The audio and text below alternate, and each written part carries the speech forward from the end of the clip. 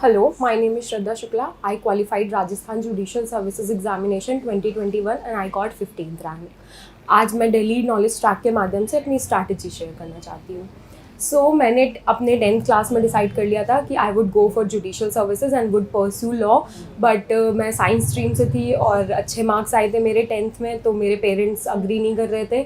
But 12th आते आते मैंने उनको कन्विंस कर लिया that I would pursue law, but वो थोड़ा सा स्केप्टिकल थे क्योंकि हमारे फैमिली में कोई भी लीगल बैकग्राउंड से नहीं था, किसी ने भी लॉ कभी परस्यू नहीं किया था। बट उन्होंने मेरे ड्रीम को समझा और मेरे साथ उन्होंने फिर मुझे थ्रू आउट सपोर्ट किया। So in 2014, I joined Banaras Hindu University for BA-LLB honors, and in 2019 I got university gold medal. And 2019 में मैं दिल्ली आई क्योंकि मुझे एक मेंटर और अच्छे इंस्टीट्यूट की ज़रूरत थी फॉर माई प्रिपरेशन। सो मैंने एम्बिशन लॉ इंस्टीट्यूट ज्वाइन करा and it was my first attempt which I gave my preliminary examination in November 2021 and my mains was in April 2022. So Rajasthan judicial services examination में 3 stages होती हैं। First is preliminary and second is mains, जिसमें आपके 4 exams होते हैं। एक होता है सिविल लॉ का, दूसरा क्रिमिनल लॉ का, एक इंग्लिश एस्से का and then Hindi essay, and third stage is interview. So for preliminary मेरी स्ट्रैटेजी यही थी कि मैंने थॉरली बेयर एक्ट्स को रीड करा। मेरा मेन फोकस जो था वो बेयर एक्ट्स पे ही था। उस समय आपको नोट्स और apart from bear acts otherwise चीज़ें पढ़ने की इतनी ज़रूरत नहीं है, क्योंकि वो सिर्फ बेयर एक्ट से ही आपसे क्वेश्चंस पूछते हैं। इवन पहले ऐसा होता था कि कुछ इंपॉर्टेंट नॉन इम्पॉर्टेंट के बीच में डिफरेंस होता था कि ये इंपॉर्टेंट है ये पढ़ लो, बट अब ऐसा कुछ भी नहीं है। फॉर एग्जांपल उन्होंने मेरे से मतलब हमारे प्री में उन्होंने आईपीसी से ये भी पूछा कि क्वीन की डेफिनेशन किस सेक्शन में दी है, तो इस टाइप से क्वेश्चंस भी आते हैं। तो आपको थॉरली बेयर एक्ट को फर्स्ट पार्ट से लेके लास्ट पार्ट तक पूरा रीड करना है। देन सेकेंड फॉर मेंस मेरी स्ट्रैटेजी ये थी कि जब एग्ज़ाम की डेट नहीं आई थी तो मेरा अप्रोच ये था कि जब कोई भी टॉपिक हमारे यहाँ पे इंस्टीट्यूट में पढ़ाते थे तो मैं उसको पढ़ती थी, घर जाके हमारे एम्बिशन मटेरियल से मैं उसको रीड करती थी टॉपिक को, एंड इसके बाद मैं PYQs लगाती थी। तो प्रीवियस ईयर क्वेश्चंस आप पहले प्री के लगाइए उस टॉपिक के कि प्रिलिमिनरी में ऑब्जेक्टिव क्वेश्चंस क्या पूछे गए हैं, and apart from this mains के क्वेश्चन एक सिंगल की बुक आती है, उसमें क्या है कि आपको टॉपिक वाइज मेंस के क्वेश्चंस दिए होते हैं। तो जो थ्योरेटिकल होते हैं तो वो तो आप बना ही लेंगे, बट कुछ प्रॉब्लम्स आती हैं, जैसे दिल्ली में क्या एक प्रॉब्लम्स आती हैं, क्वेश्चंस आते हैं, तो वो मैं लगाती थी। वो नहीं बनते थे तो मैं अपने फ्रेंड से शेयर किया करती थी, और नहीं है तो फिर हम सर की हेल्प लिया करते थे। एंड फिर जब एग्ज़ाम्स की डेट आ गई तो जो मैंने नोट्स बना रखे थे, एक नोट्स मेकिंग पे भी मैं बोलना चाहूँगी कि आपको नोट्स बनाने हैं तो आप एक नोट 2 कॉपी बनाइए। एक नोट्स बना लीजिए आप अपने कि उसमें माइनर पॉइंट सारे पॉइंट, जैसे डाइंग डिक्लेरेशन है तो फॉर एग्जाम्पल ये भी क्वेश्चन आ जाता है सिर्फ कि मल्टीपल डाइंग डिक्लेरेशन क्या होता है, तो आप एक नोट्स फॉर्म में बनाइए, और लेकिन एक आंसर राइटिंग की कॉपी ज़रूर बनाइए। Answer writing in the sense कि आप 2 से 3 पेजेस का एक आंसर लिख लीजिए कि हाँ ये क्वेश्चन आएगा तो ये हमारा आंसर फ्रेम है, और अगर कोई माइनर टॉपिक या कुछ और सब टॉपिक्स पे पूछ रहा है तो हम अपने नोट्स हमारे प्रिपेयर है। तो मेंस में मेरा जब एग्जाम्स की डेट आ गई तो यही स्ट्रैटेजी थी कि मैंने अपने नोट्स को पढ़ा। अगर टाइम नहीं बचा था मेरे पास तो फिर लास्ट टाइम में मैंने वो जो आंसर राइटिंग की थी उस वाली कॉपी को रेफर करा एंड उसको पढ़ा। एंड कुछ मैं ऐसे राइटिंग पे भी बताना चाहूँगी कि ऐसे राइटिंग के लिए हम भी होते थे कि हमें कोई बुक बता दीजिए, हम बुक से पढ़ लें, ऐसे पढ़ लें, बट मैंने इस जर्नी में यही सीखा कि ऐसे राइटिंग अगर आप रटा रटाया लिख देंगे तो वहाँ पे आपके एग्जामिनर को पता है कि आप कहीं से रट के आ गए, आपने लिख दिया है। तो मेरा अप्रोच यही था कि मैंने जो भी नॉलेज गेन करी थी, जो मैं करंट अफेयर्स पढ़ती थी, या फॉर एग्जांपल ऑनलाइन एजुकेशन आया था हमारे मेस से तो मैंने LLM ज्वाइन किया हुआ था, तो हमारा ऑनलाइन चला था 2 सेमेस्टर, तो वो मुझे एक्सपीरियंस था कि हाँ क्या प्रॉस एंड कॉन्स होते हैं, क्या प्रॉब्लम्स आती हैं।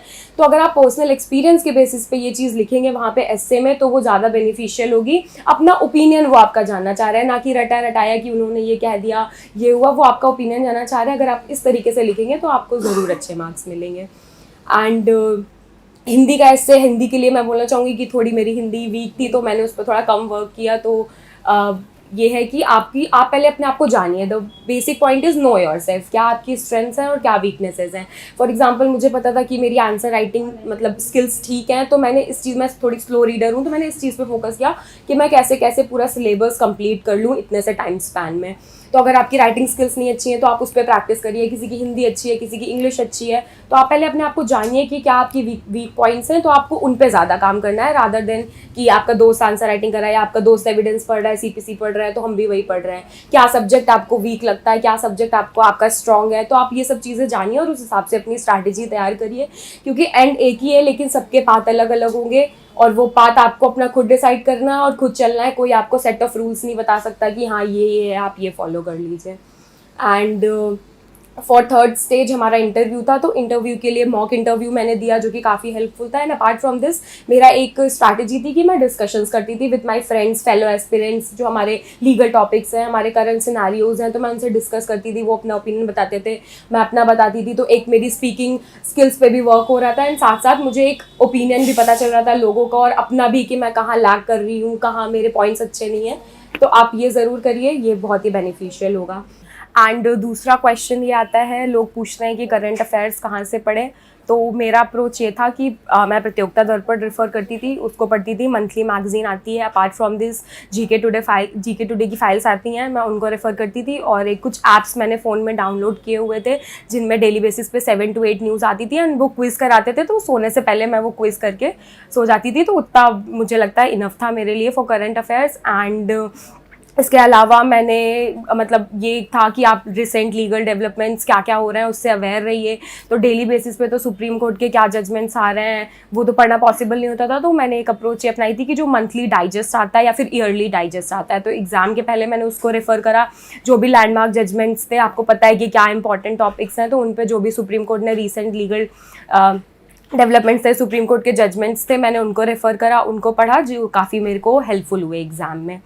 एंड इसके अलावा एक आंसर राइटिंग पे मैं बोलना चाहूँगी कि सबसे पहले क्वेश्चन ये आता है, लोग पूछते हैं कि कैसे आंसर राइटिंग करें।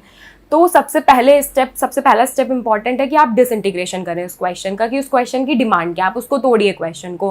प्रिलिमिनरी के लिए है ये चीज़ कि कई क्वेश्चन है आपको नहीं आंसर पता है, बट आपको एक लीगल इंटेंट पता है कि हाँ लेजिस्लेचर ने किस इंटेंशन के साथ इस क्वेश्चन को, इस प्रोविजन को फ्रेम किया होगा। तो आपको ऑब्जेक्ट जानना बहुत ज़रूरी है। अगर आपको ऑब्जेक्ट पता होगा तो आप अपने आंसर सही कर पाएंगे। तो सेम मेंस में भी अप्लाई होती है ये चीज़। आप पहले ऑब्जेक्ट जानिए, डिसइंटीग्रेशन करिए उस क्वेश्चन का और ये देखिए वो कितने मार्क्स का है, उसके हिसाब से आप अपनी एक फ्रेमिंग करिए कि हाँ मुझे ये लिखना है। तो आप एक पहले ब्रीफ इंट्रोडक्शन दे सकते हैं, उसके बाद आप प्रोविजन को लिखिए। अगर आपको नहीं रिमेंबर है तो कोई बात नहीं, आप फिर उसके इंग्रेडिएंट्स लिखिए। इंग्रेडिएंट्स लिख देंगे तो वो सारी चीज़ उसमें कवर हो जाएगी। उसके अलावा फॉर एग्जांपल एविडेंस है तो आप उसमें एविडेंशियरी वैल्यू ज़रूर डालिए। सीआरपीसी 313 का अगर क्वेश्चन आ रहा है तो उसमें भी एविडेंशियरी वैल्यू होती है कि अक्यूज्ड से जो हम एग्जामिनेशन किया जाता है वो सिर्फ एक फॉर्मेलिटी नहीं होती। तो इस तरीके से आप जो एडिशनल पॉइंट्स हैं उनको डालिए और एक कंक्लूजन दीजिए, दैट वुड बी इनफ। इसके अलावा आपको उसमें कुछ करने की ज़रूरत नहीं है। और जो फैक्ट वैसे क्वेश्चन आते हैं, जो प्रॉब्लम्स हैं, तो उनको आप पहले से प्रैक्टिस करिए। तो आप 1-2 क्वेश्चन लिख के जाइए कि उसमें आप हाँ कि आपने फैक्ट्स दे दिया, फिर क्या इशू मतलब एक आप जजमेंट राइटिंग जैसे करते हैं ना, वैसे ही उसका एक ये उसी की तरह उसको भी अटेम्प्ट करने की कोशिश करिए कि एक आप फैक्ट्स दे दीजिए, उसके ब्रीफ फैक्ट्स क्या हैं, इसके फिर लिखिए आपकी इशू क्या रेज हुए हैं, उसके बाद मेरा डिसीजन क्या है, लीगल प्रोविजन क्या है and reason for the decision क्या है। एंड थोड़ा सा मैं इंटरव्यू के लिए बताना चाहूँगी कि जब हम वहाँ पे इंटरव्यू देने गए तो सबसे पहले एक हमारा छोटा सा ओरिएंटेशन किया उन्होंने, जिसमें उन्होंने बताया कि ज़रूरी नहीं है कि आप सारे क्वेश्चंस का आंसर दें, क्योंकि यहाँ पे आपसे 3 लोगों का पैनल था हमारे, तो वो 10 क्वेश्चंस पर पर्सन पूछते हैं, तो वो 30 क्वेश्चंस पूछे जाएंगे। बट ज़रूरी नहीं है कि आप सारे क्वेश्चंस का आंसर करें, क्योंकि उन्होंने हमें बताया कि मेजॉरिटी लोग 20 से 22 क्वेश्चंस का ही आंसर करते हैं। तो वो बेसिकली ये देखना चाहते हैं वहाँ पे आप कि आप नर्वस होके ऐसा तो नहीं है प्रेशर में आके आप इजी क्वेश्चंस का भी आंसर नहीं कर पा रहे हैं। तो इंटरव्यू के लिए ये लोग पूछते हैं कि सारे आंसर्स करना ज़रूरी है कि नहीं है, नहीं, वो सिर्फ वहाँ पे उनको पता है कि आपने मेंस दे दिया है, आपको नॉलेज है। अब वो ये देखना चाहते हैं कि आपकी पर्सनालिटी है कि नहीं, आप प्रेशर में आके डर तो नहीं रहे हैं, आप नर्वस तो नहीं हो रहे हैं। तो इस चीज़ का आपको ध्यान रखना है। आपको जाना है, जब आपको कॉल किया जाए इंटरव्यू के लिए तो आपको थोड़ा 5 मिनट लेना है, अपने आप को समझाना है कि हाँ डरना नहीं है, yes I can do this. तो आपका इंटरव्यू भी अच्छा जाएगा और उसमें आपको इस चीज़ का लोड लेने की ज़रूरत नहीं है कि आपने सारे आंसर किए या नहीं किए, क्योंकि फिर भी अगर आपने जितने आंसर किए वो कॉन्फिडेंस के साथ किए तो आपको बिल्कुल अच्छे मार्क्स मिलेंगे। इसके अलावा मैं उन लोगों के लिए बोलना चाहूँगी कि जब मैंने ये सपना देखा था कि मुझे एक जुडिशियल ऑफिसर बनना है, तो सबने ये बोला, मतलब मेरे पेरेंट्स का भी था कि बेटा इतने बड़े सपने नहीं देखने चाहिए, हम कैसे आपका सपना पूरा कराएंगे। बट मुझे ये था कि नहीं, मैं कर लूँगी, मैं अपने पार्ट पे मेहनत कर लूँगी, आप लोग बस मुझे सपोर्ट करिए। तो मैं यही बोलूँगी, जब सपोर्टिव पेरेंट्स होते हैं, आपके फ्रेंड्स होते हैं, सपोर्टिव होते हैं, तो कुछ भी ईजी नहीं रह जाता। आपको सिर्फ हार्ड वर्किंग होना है, अपना डेडिकेशन दिखाना है और एक कंसिस्टेंसी मेंटेन करनी है। और आप कुछ भी करिए, ज़रूरी नहीं है, ये नहीं है कि आप पूरे दिन 15 घंटे पढ़ रहे हैं, आप कुछ भी नहीं कर रहे, आप इंजॉयमेंट करिए। जैसे कि मेरा है कि मैं बहुत मूवीज़ देखती हूँ, तो मैं इस टाइप की भी मूवीज़ देखती हूँ। 12 एंग्री मैन हो गया, द नाइट ऑफ हो गया, टोक्यो ट्रायल हो गया, इस टाइप की मूवीज़ देखिए आप। नॉवेल्स पढ़िए। मैं बहुत ज़्यादा नहीं पढ़ती थी, बट अभी रिसेंट टाइम में मुझे रियलाइज़ हुआ नहीं, लिटरेचर पढ़ना भी बहुत इंपॉर्टेंट है। तो मैंने रूसो की सोशल कॉन्ट्रैक्ट हो गई, द रिपब्लिक होगी, प्लेटो की, इनको मंगाया। डेली मैं 2 पेजेस पढ़ती हूँ, तो एक आपका होराइजन एक्सपेंड होगा। क्योंकि अगर आपने सोच लिया कि आपको बनना है, तो आप बनेंगे, आप एक दिन बनेंगे। तो आपकी वो पर्सनैलिटी होनी चाहिए, आपको वो नॉलेज होनी चाहिए। और जब आपके पास नॉलेज होती है चीज़ों की, तो वो उस नॉलेज से जितना कॉन्फिडेंस आता है, वो किसी और चीज़ से नहीं आता है। तो आप अपनी पर्सनैलिटी डेवलपमेंट पे भी काम करिए। ये नहीं कि आप बस पूरे दिन रात पढ़ते हैं, आप इंजॉयमेंट भी कीजिए, आप घूमने भी जाइए, बट हर टाइम आपके बैक ऑफ द माइंड ये चीज़ चलती रहनी चाहिए कि हम यहाँ पे हैं, या हम तैयारी कर रहे हैं, हम कहीं भी हैं, तो अभी हमारा क्या पर्पज़ है लाइफ में। अपने एम को आप अपने दिमाग में रखिए, और कुछ भी इम्पॉसिबल नहीं है। Always believe that yes, I can do this. Thank you.